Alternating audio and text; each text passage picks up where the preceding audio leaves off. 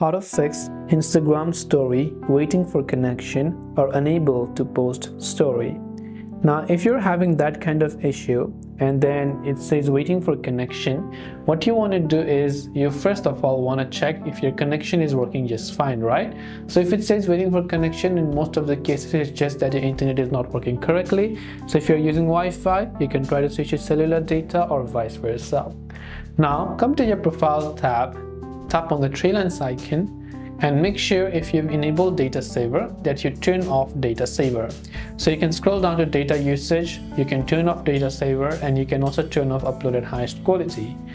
Now you can simply try to restart the app. One thing I recommend you do is you can long press the Instagram map, tap on the eye icon to come to app info page if you're using Android. If you're using iPhone, go to settings and upload the app.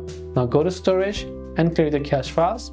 Also make sure your Instagram map is updated to the latest version. Now open it up, try to upload the story again, and this time it should help you solve the problem. I hope the video helped you out. If you have got any further questions, feel free to also leave them down in the comment section below.